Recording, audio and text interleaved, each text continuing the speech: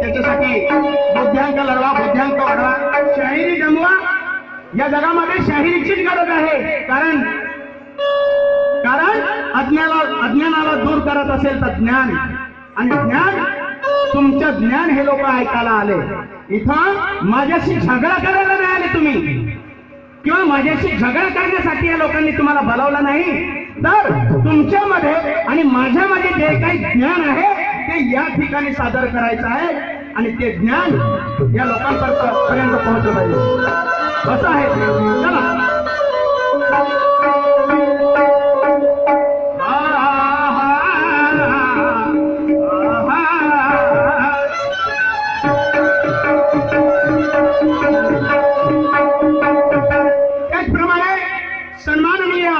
माझे परम मित्र नेमदासजी दहिवले साहेब यांच्याकडून सुद्धा 100 रुपयाचं प्राइज आलेलं आहे. मंडळ अत्यंत ऋणी आहे, त्यांना सतश प्रणाम, धन्यवाद.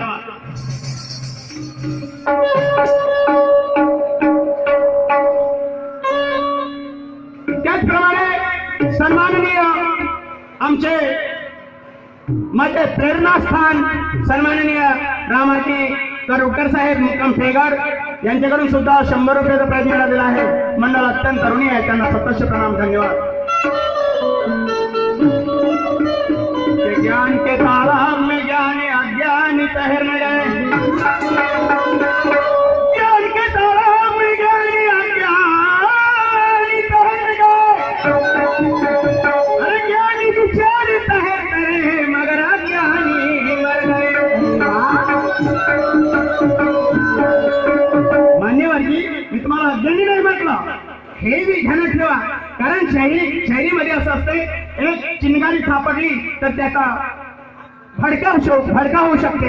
म्हणून माझ्या शब्दाकडे लक्ष ठेवा. मी तुम्हाला गलत नाही म्हणणार आणि गलत बोलणार नाही, मला हे सांगू इच्छितो. कारण या ठिकाणी जनता बसली आहे, जनतेला तुमच्या ज्ञानाची गरज आहे, माझ्या ज्ञानाची गरज आहे. आणि म्हणून शाही साहेबांनी एक प्रश्न केला, त्या प्रश्नाचं उत्तर देतो आहे. जेव्हा पार्वतीनं अंगाचा मळ काढून एक पुतळा बनवला आणि त्यामध्ये संजीवनी टाकून त्याला जिवंत केलं. जिवंत केल्यानंतर तो सजीव झाला. सजीव होऊन आपला पायऱ्यादार म्हणून तिनं आंघोळ करत असताना पायरेवान ठेवला. तर शाहीर साहेबजी त्यावेळेस शंकरजी त्या ठिकाणी हजर नव्हते. शंकरजी हजर नव्हते, ते तपश्चर्याला होते आणि तपश्चर्या करून ते आले. त्यावेळेस त्यांना वाटलं की मी आणि माझी पत्नी आम्ही दोघंच आहोत. हा तिसरा कोण भूमी आहे की? हा तिसरा कोण भूमी आहे? शंकरजीला क्रोध आला, राग आला, हा तिसरा कोणीतरी विदाऊट आहे. त्यावेळेस शंकरजी सरळ घरात जायला शिरले तर त्यांना आपल्या गणेशजीने अडथळा दिला की हा कोण आहे म्हणे माझ्या घरामध्ये प्रवेश करून राहिला, हा कोण आहे म्हणे माझ्या घरात प्रवेश करते आहे. तर बाप लेकामध्ये वाद निर्माण झाला आणि त्या वादामध्ये दोघांचं युद्ध झालं. आणि त्या युद्धामध्ये शंकरजीनं गणेशाचं शिर उडवलं आणि शिर उडवल्यामुळे पार्वतीची आंघोळ झाली आणि येऊन पाहते बाहेर तर धड अलग आणि शिर अलग अशी अवस्था तिला दिसली. आणि त्यामुळे ती शंकरजीवर आपली नाराजी व्यक्त केली. पण शंकरजी म्हणाले, मला आधी तुला का नाही सांगितलं? अरे तुला अगर मला सांगली असती तर मी याच्यात शिर उडवलं नसतं. आणि मग ह्या अशा चर्चा झाल्या. त्यावेळेस तिनं हट धरला की माझ्या पुत्र जिवंत व्हायला पाहिजे. तिनं आपल्या धनेकडे हात धरला, आग्रह केला की माझा पुत्र जिवंत व्हायला पाहिजे, जिवंत करून द्या. त्यावेळेस शंकरजीनं आपल्या अंतर्दृष्टीनं पाहिलं की आता याला जिवंत करायचं कसं? तर गावात गजासूर नावाचा एक हत्ती गजासूर नावाचा एक हत्ती झोपला होता तर त्यावेळेस शंकरजी तिथे गेले आणि त्या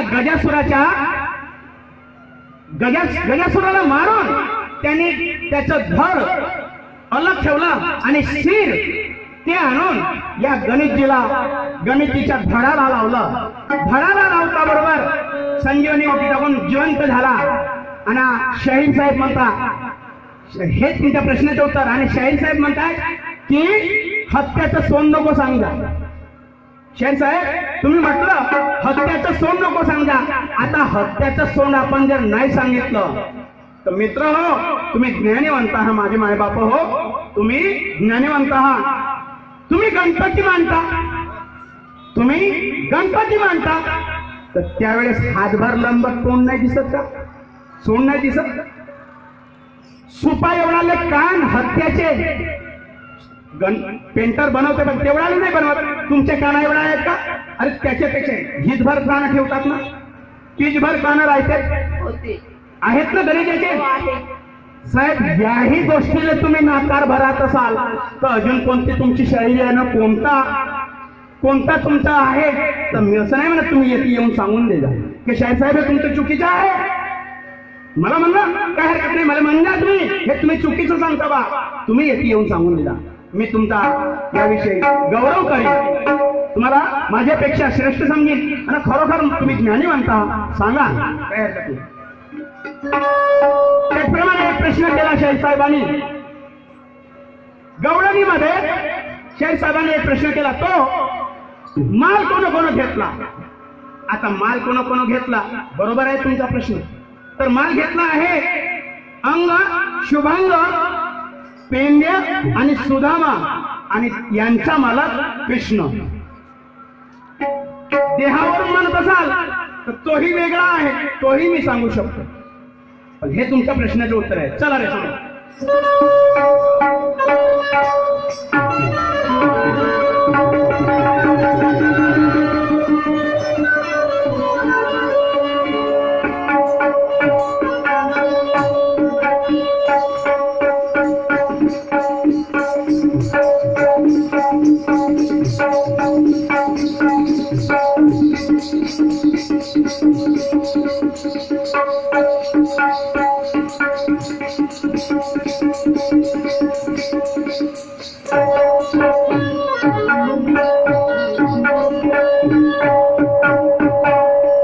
की शाहिरी करावे असे की जिच्यात काही तथ्य आहे. शाहिरी करावे असे की जिच्यात काही तथ्य आहे. बोल बोलावे असा की हजारातही सत्य आहे. अरे वा, का म्हणता? लवकर झाला का माझ्या राहून? म्हणत असाल तर वेळ समाप्त झाला.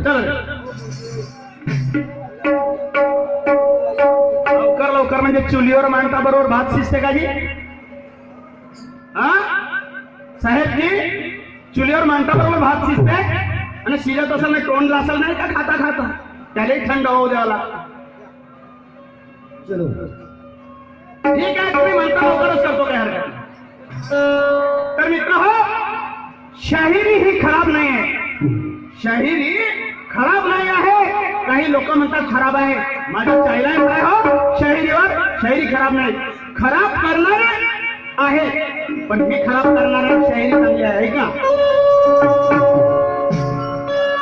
शाहिरीचा सुगंध तारवळतो पृथ्वीवर.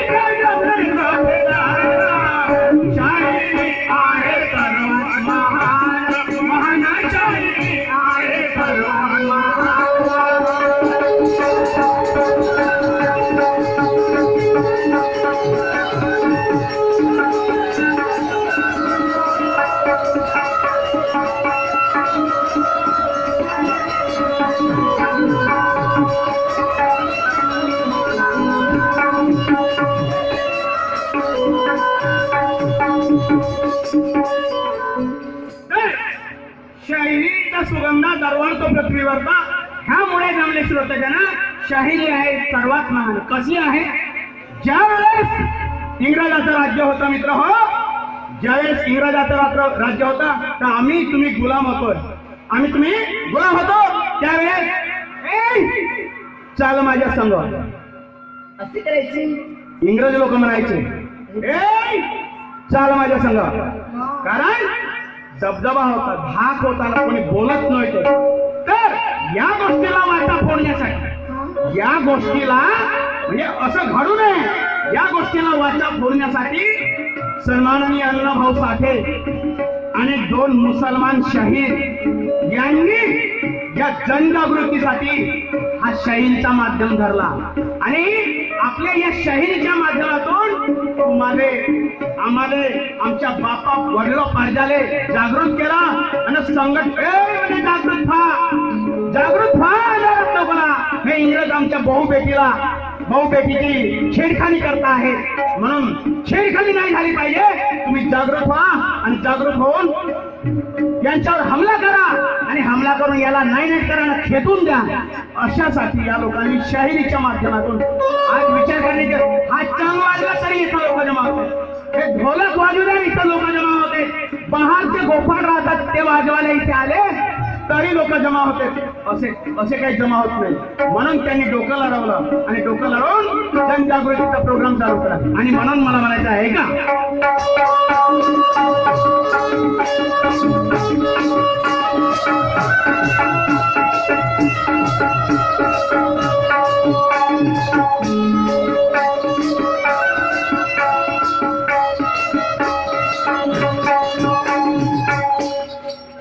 देश स्वतंत्र करण्यासाठी शाहिरीचा मोठा वाटा.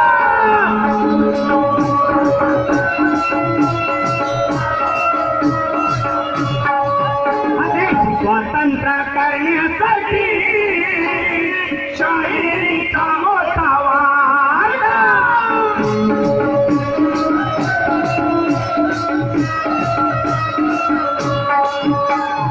देश स्वतंत्र करण्यासाठी शाहिरीचा मोठा वाटा. एका तातायात त्या इंग्रजाचा काढला कायदा.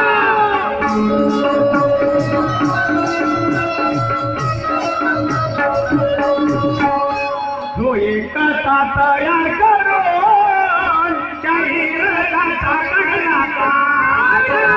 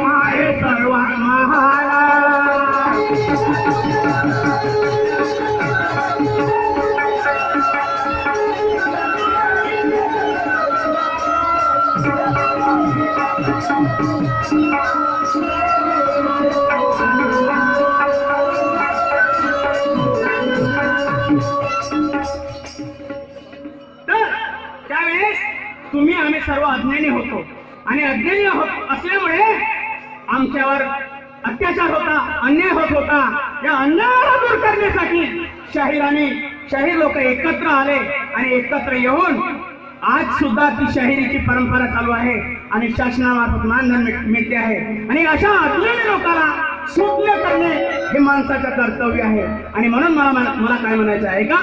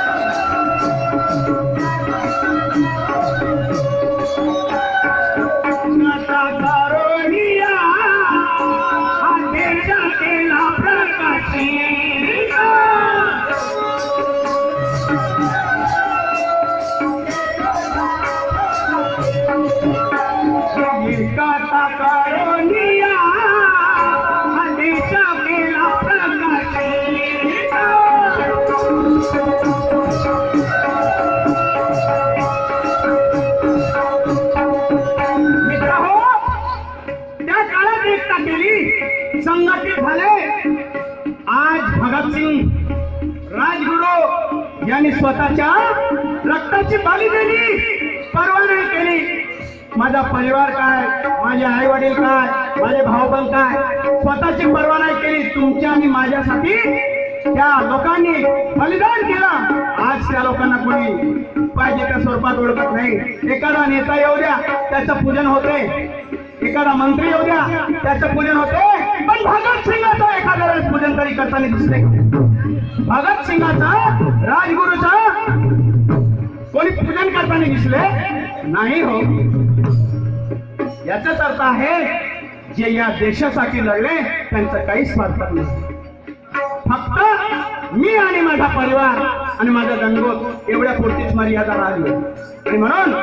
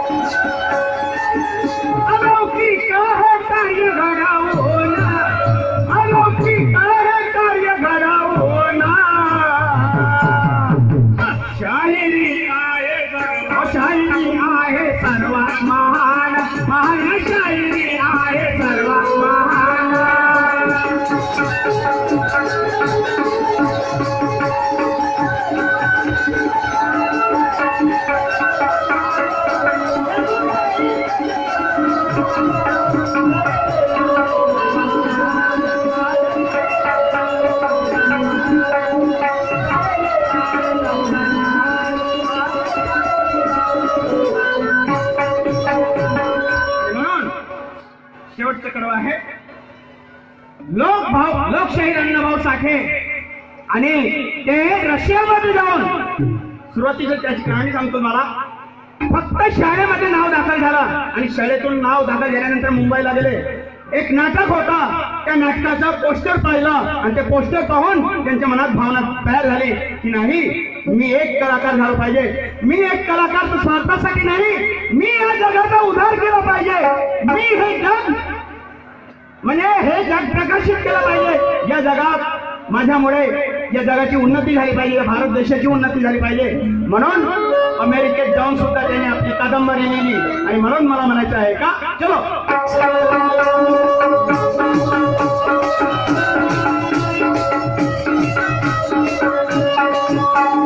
लोकशाही रामन गायाले ते अण्णाभाऊ,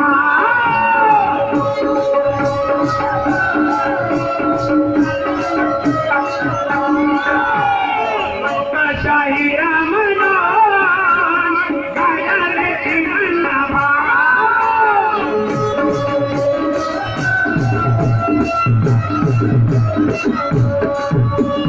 त्यांच्या या शाहीची जाणीव करून देव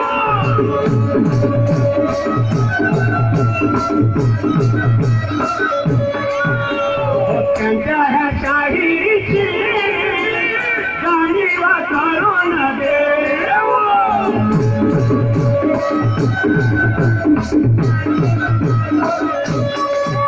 साहित्यभूषण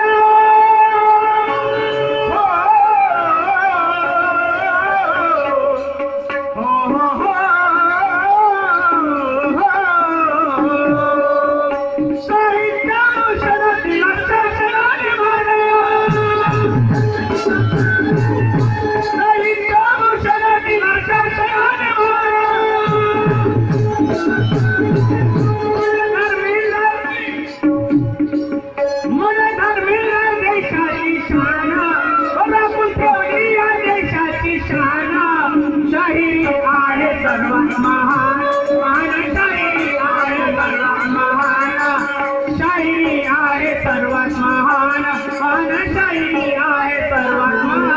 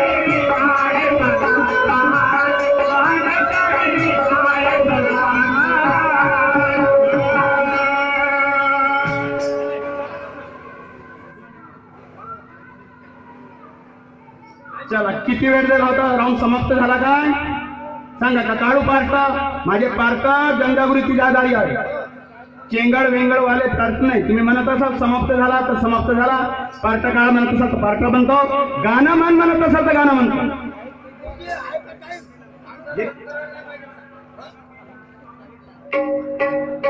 सन्माननीय साहिल ठाकरे यांच्या बांधवाकडून 10 रुपयाचा प्राइज मिळालेला आहे मंडळ अत्यंत ऋणी आहे त्यांना सतस्य प्रणाम धन्यवाद हा ठीक आहे माझा राऊंड समाप्त झाला आहे यानंतर हॅलो दोन्ही शहरात सुद्धा करता येते की जाहीर लोकांनी एक आपला 2 गाणे झाल्याशिवाय